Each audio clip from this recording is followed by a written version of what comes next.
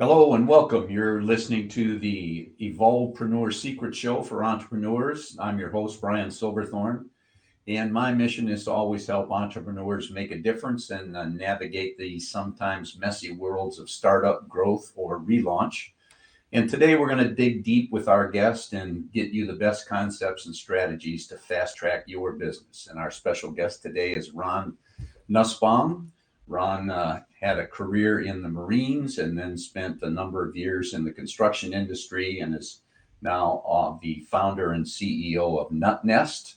And rather than me go into it, I'm going to let Ron tell his story. Ron, thanks very much for being on the show. Hey, thanks for having me. I'm glad to be here. It's always a pleasure to be able to align with the right people and share my story. So, a little bit about myself is I'm originally from Ohio. I spent some time in the Marine Corps. That's why I met my wife. That's what led me to Michigan, where I spent over a decade in the construction industry. And now I'm the founder and CEO of Nuttnest. And we're out there completely changing what it looks like for customer communication in the construction industry. So I'm glad to be here and add as much value as I possibly can to you and your listeners. Well, thanks. I appreciate the quick introduction there. So what caused you to make the transition or pivot, as they say these days, into the tech portion, I guess, of the construction industry? So Nuttnest was born as a solution to a problem I faced with customers. And what I heard all too often was, hey, we love you. We love your guys. We love what you do, but your communication is lackluster at best. And that was the start of Nuttnest being born. And what led me into leaving where I was at to doing this full time was it really aligned with my mission. Communication and moving the construction industry into the 21st century. And that I have a passion for that. And that's my mission. So I wanted to align with what exactly I felt passionate about. And here I am. I decided that I'm better off putting 100% into this than just a few hours here and there. That's extremely interesting to me because I spent a number of years as a kind of a strategist and advisor and coach to clients that were all in the building industry. And you're right, communication is a problem in all industries, but there's a whole lot of communication that is kind of unique to the construction industry as it relates to subcontractors and scheduling and all of that sort of thing. So, what were the biggest hiccups that you encountered, and what does your system kind of help? How does your system help resolve those? So a lot of especially in construction, a lot of the stuff that ends up happening is you have a bunch of different lingos and dialogues that's used from the front of the house to the back of the house. Customers aren't on the same page with that. So getting everybody to align on exactly what that message is very important, as well as finding a utilized platform. So that's what Nuttnest is we're a unionized platform for communication. That's what we do.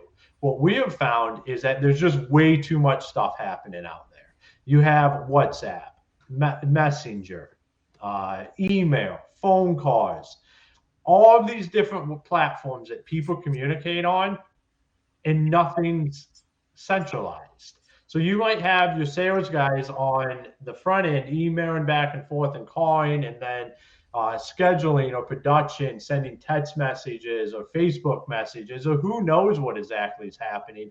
The customer has all of this coming at them all the time.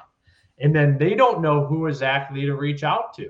Because most of the time when that person that leaves the house isn't the person that's going to deal with 95% of the stuff that happens after the project. So what we do is we work as air traffic control. We guide all that communication. We single it down for the customers so they have one place where they go to have all that communication with their contractors. And then the contractors, we allow that customer to reach out to the right person there every time. So when that phone's picked up, they make a phone call.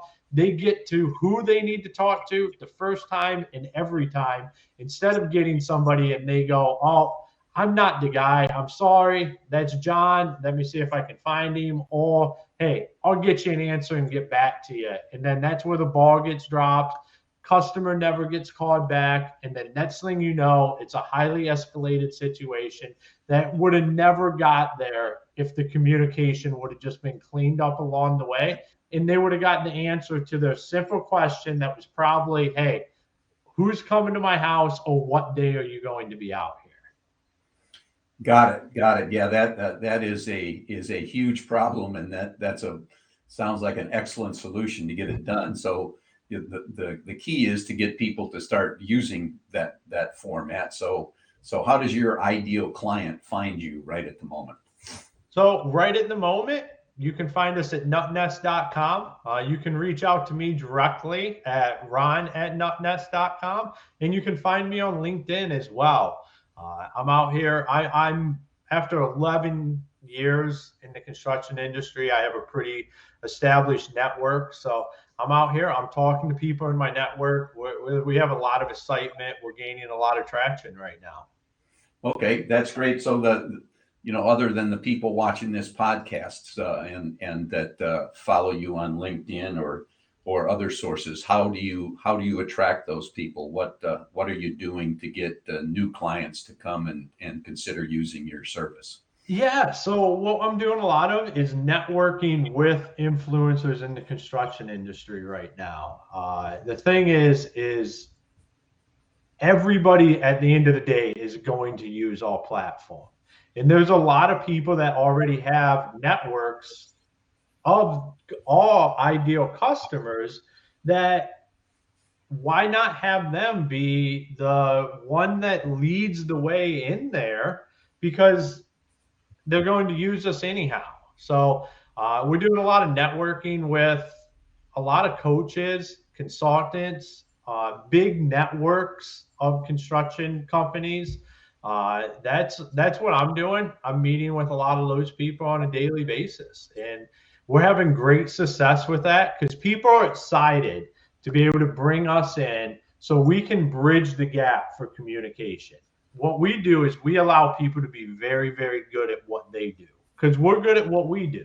We take a problem that their customer's having, fix it, so then they can focus on, hey, say I'm a accountant and I work on the books for a construction company. I can now focus on that because I know that owner is no longer distracted by what the communication piece looks like. Okay, excellent. So you're just doing kind of legwork, face-to-face networking, the good old-fashioned way, right? Yeah, 100%. Good old-fashioned networking out there, shaking hands, talking to people, and getting people signed up for demos right now as well. So just getting the product in front of people. Okay, great. So are you getting all the opportunities that you would like to have?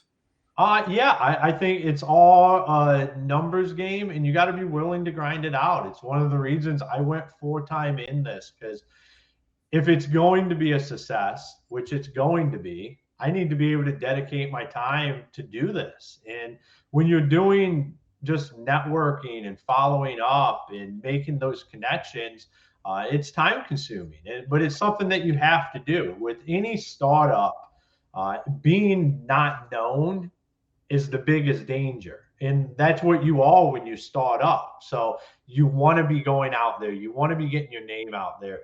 You want people to be seeing you pop up in their inboxes, in their messages, on their timelines, on their feeds, to where they're like, oh, that Nuttnest, it looks, they're doing something. So that's what I'm creating. Every day I want to be out there creating that new and exciting. Great. So what's if you don't mind my asking, what's a new client worth to you revenue wise over their lifetime? So right now we're rolling out. We all monthly subscriptions are between $97 and $197 a month. We're doing a pre-sale on the demo, pre-launch for $97 for the first year. So when my marketing team rolled that out, I about fell out of my seat because that's, there's a lot of value we're bringing for that. And then long term, it's going to be that depending on what size company you are, probably going to fit more into that 197 a month for unlimited projects every year. But we have that smaller tier for contractors and builders that are just getting up and going to be able to utilize us, be able to get in the platform for smaller companies as well. So lifetime, what we feel is there's going to be a huge land swell. And once we're integrated, it's hard to walk away from that. And that's our main thing is getting integrated within the businesses so we can help them with their communication. And once that happens, we're going to have customers asking contractors to utilize the Nuttnest platform. Got it. Okay, great. So ideally, if you don't mind my asking, in the next 12 months, what would be your ideal revenue goal? So my goal in the next 12 months is to get to 5,000 contractors. That's what I want to be helping every month.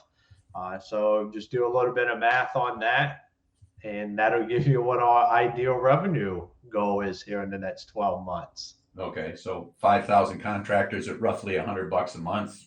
Yep. Get started. Yep. Okay. All right.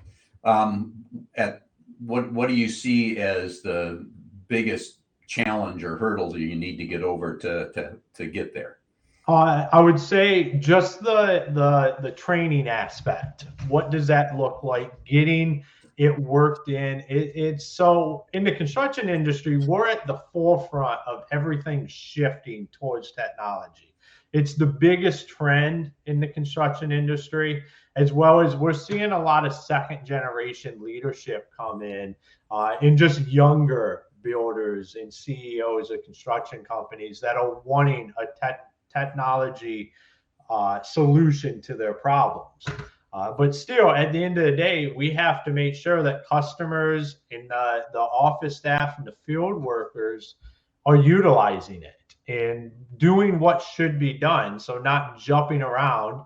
The last thing we want to be is another communication item that's being utilized and nothing else, and everything else still is. So it's that training, getting that utilization, and getting people up to speed fast is the biggest hurdle. So it's not so much attracting and signing clients, it's getting them trained up so that they're using it successfully. Am I hearing that correctly? Yeah, absolutely. It's with anything new, it's that learning curve, and what does that look like? Right. Well, if you hit those revenue goals, what would that mean for your business and for your life, is that for that matter? Well, what it'll mean for our business is we're on our way to accomplishing our mission, and we're having a great impact. So our mission is to help 5 million contractors completely change their customer communication, and that's my mission. I want to clean this up to where the construction industry is no longer looked at as horrible communicators. I want it to be like these guys have their act together. The communication is great, and that's what the Nuttnest platform's here to solve. And that's what, if we get to that 5,000 in the next 12 months, that gives us that launching pad to get to 5 million. So we can have a great impact and at the end of the day, completely change an entire industry. Wow, that's excellent. I think I noticed in some of the information you offered when you were signing up that you were thinking about a book. Is that correct or no? I wrote a book in the past, Buying for Exit. It's about buying and selling businesses. So yeah, I've done that, and I wrote a book about it. Okay, how'd the book do? Did you get some good sales or? Yeah, it's never been extremely marketed, and I didn't write it to make a ton of money off of it. I wrote it because I had just went through an acquisition and just completely revamping a company to sell and then selling it. And I had all this information in my head that I was like, I need to get this down and write a book about this, because I wish I would have known a lot of this going in. It would have made it an easier transition. And I had all these notes, and instead of just waiting, I just did it. I was like, I'm going to write it right now, because there's no better time than right now, because this is all fresh in my mind. And wrote the book. And I've had sales organically, just sales happen, and it's been quite amazing. I can actually say I'm a paid author at this point in time. Good. And for the first couple weeks, it was on the Amazon's top 10 list for the categories that it was in. So if that became a bestseller, an Amazon bestseller or something, would that help you with attracting customers for this business, or is it completely different? No, it's completely different. It was just, it's like I said, it's about buying and selling businesses, or basically buying businesses to sell. So looking at a business from a perspective of how can I add value and bring the value up in that business, and then turn around and sell it. Okay, I got it. So it's kind of like flipping houses, but it's flipping businesses. That's the analogy I used in the beginning of it, is that's a growing industry. You're starting to see a lot more business flipping happening, and it's starting to kind of become like what the house flipping industry was at the very beginning. That's interesting. That's well, that I can see where I know a lot of people start businesses hoping they will get bought out, but they have to make them a valuable asset before anybody's going to want to buy them, unless they're considered an extreme fixer-upper, that they have potential, but they're a mess, and you think you can go in and help them. So, it's all about that value add, and what can you add to that business. You want to make sure they have, a good base of customers. What's that revenue look like? Definitely a good online review following, and being able to build off of that. Because a lot of businesses don't have the right systems. They don't have the right marketing. They don't have the stuff that allows a business to scale. And then at the same time, it's also the same stuff that adds a lot of value from a new owner perspective, to come in and be like, oh, man, you have the systems, you have the marketing, you have the employee stuff, you have all of that stuff handled. So I can pretty much just step in here, continue doing what you're doing, and grow the business. So lining all of that stuff up, I find to be very critical from an exit standpoint. And you want to make sure that you can add that when you're looking at buying a business. Right. Yeah. It's always better to buy something that's turnkey, that's got a track record, than, unless you're the enterprising type that likes to go in and clean up messes and turn them around. So it's just that's kind of not a bad thing for me. I don't mind that at all. Okay, great. So, and you mentioned marketing for that too, and going back to marketing for your business, you're having great success with networking, but are there any other forms of marketing that you've considered so your ideal client can find you? I just running little stuff on Facebook, just starting to build what those groups and stuff look like, getting that demographic put together. So when the day does come, if we ever want to blitz that, we already have that foundation, because that's something that's built over time. So I just run a little thing in the background for a few bucks a day, and just let it do its thing, and figure out exactly what does that ideal demographic look like. So if we ever want to say, hey, let's flood Facebook or Instagram or any of this stuff with some money, we already have the legwork put in. So that's one of the things I'm doing with prerequisite to if we ever wanted to do something like that. Okay, great. Do you do any email marketing or anything like that, or just I know networking is what's working best for you, but I'm just wondering. Well, I do email marketing through just cold reach out through connections that I have, where we reach out via email. and I'm Okay. very personal in those.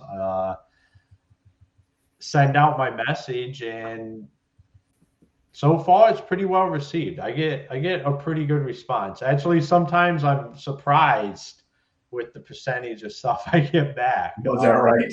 Yeah, I just but I think a lot of that has to do with I give a very excited message that's directed to that person, and I have put the ask and everything in there, and what I'm asking for is just some time so I can show you exactly what I'm doing. Right. And once you get somebody and you show them what you're doing, and if when you're solving a problem that people have and you put the solution in front of them, it's hard for them to say no, because at the end of the day, if they're better with me than without me, there's no reason for them to say no. Right. Right. So one curious question here with your background in the construction industry and moving into tech. Have you as an individual always been interested in tech, or did you put together a team? Because I'm sure there's some pretty good development that needs to go on behind the scenes with this. So I have always had a fascination with the tech industry and wanting to be involved in it, just from the scalability aspect. There's nothing like it. Like, you can scale businesses, but you can scale tech from 100 to 1,000 to 5,000 to 5 million users a lot easier than you can scale a normal business. I did go out, and I have an amazing team. I have an amazing co-founder that has success in this already. So I went out and I found people that are very, very good at what they do and put that team around me, because I'm a firm believer in that. Being good at what you do and letting people be good at what they do. So I have a great team. They get the job done, and they're going to be the reason why this is a success. Good. That's a great attitude. Surround yourself with a bunch of smart people that do the things that allow you to do what you do. So, absolutely. Yeah. Okay. So, any final thoughts that you have, or you got an answer to a question that I haven't asked? I think that, if somebody's on the verge of doing something, or they feel like this is what they want to go do it. Take that leap, go after it, because at the end of the day, if you don't, you never know. And like I said earlier, if people are better with you than without you, go solve that problem for them. Be that solution, and lead the way. Excellent. You've been a great guest, Ron. I really appreciate your time, and I wish you the best. I'm sure you're going to do good. You got the enthusiasm, and I think you got the based on my experience in the construction industry anyway, you've got a sorely needed product or service there that's going to help them out. So I think it's kind of a can't miss deal. So again, thank you so much for your time. Yeah, thank you, Brian, for having me. I appreciate it. And anytime you ever need anything from me, I'm here to help. Thank you, sir.